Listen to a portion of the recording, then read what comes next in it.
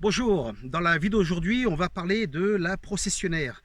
Alors c'est quoi la processionnaire? C'est une chenille super dangereuse pour nos animaux. Allez, on en parle. Si vous habitez dans un endroit un peu comme celui-ci où il y a beaucoup de pins, très certainement vous allez avoir la processionnaire qui va être là, hein. Donc je vais vous montrer ce qu'on va regarder et je vais vous montrer ce qu'on va faire pour éviter que nos animaux aient un problème. Alors voici un nid de processionnaires, hein, donc je ne m'approche pas trop parce que si elles se sentent menacées, elles vont commencer à nous tirer leurs épines, voilà, et nous faire un problème. Voilà. Donc ça ressemble à ça, hein.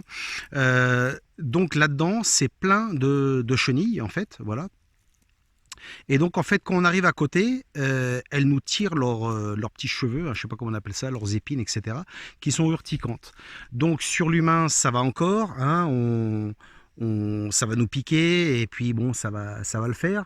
Par contre, sur les animaux, c'est déjà beaucoup plus dangereux. Voici ce qui se passe quand on a une piqûre de cette chenille, hein. Là, vous voyez, la langue a énormément gonflé, hein. Euh, ça s'est passé il y a environ 1 heure, hein.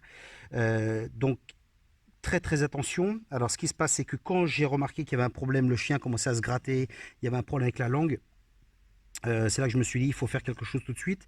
J'ai immédiatement, bien sûr, appelé le vet, hein, et elle m'a dit, sans aucun doute, c'est la processionnaire, hein.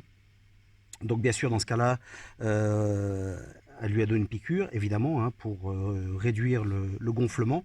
Mais bien sûr, elle doit être très mal en ce moment, hein, jusqu'à ce que ça dégonfle.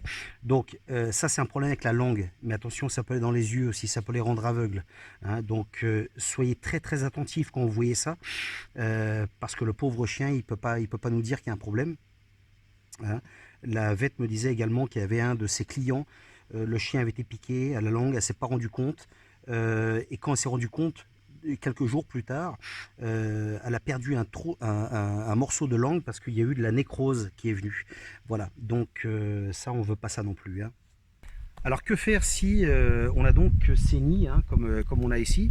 C'est un problème. Alors si, admettons que vous allez vous balader avec vos animaux, et que vous voyez ça, bien sûr, vous approchez pas, hein, parce que s'ils se sentent menacés, comme je dis, ils vont vous lancer leur petit machin, et puis si ça vous tombe sur vous, bon ça gratte, hein, c'est sûr que ça gratte. Si ça tombe sur l'animal, c'est déjà un plus gros problème.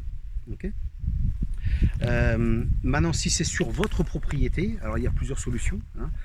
Vous pouvez sulfater, hein, il y a des produits qu'on peut utiliser, voilà, on met dessus, ils meurent, mais bon, l'année prochaine ils vont revenir, hein. L'autre solution, ce serait bien sûr de prendre un outil comme celui-ci, ça vous donne de la distance, vous coupez et vous les brûlez, voilà, hein, vous leur laissez aucune chance, voilà.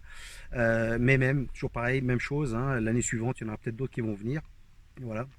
Donc la solution vraiment la plus efficace qui est, hein, c'est en fait les pins, au revoir. Voilà, vous débarrassez des pins et c'est terminé. Et vous plantez autre chose à la place, hein. Vous plantez un chêne, vous plantez cerisier, vous plantez ce que vous voulez, mais vous plantez pas ça. Voilà, parce que ça, elles sont toujours attirées là-dessus. Alors toujours pareil aussi, si vous enlevez les nids, hein, si vous devez vous approcher, enlever les nids, etc., vos vêtements après, vous les enlevez, vous les lavez tout de suite, voilà. Et ne laissez pas les vêtements sur un canapé, sur une chaise, quelque chose comme ça, parce qu'on ne sait jamais, hein, ces petits poils qui sont urticants, ils peuvent venir sous vos vêtements, ne pas vous piquer. Mais après, quand vous enlevez vos vêtements, vous touchez, hop, et ça part à un autre endroit, et puis après, peut-être que une semaine après, vous allez toucher ça par inadvertance, vous ne le verrez pas bien sûr, et ça va commencer à vous piquer, ou peut-être le chien, hein, voilà.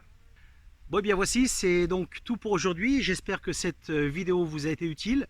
Et en attendant, écoutez, on se verra dans une prochaine. Allez, salut!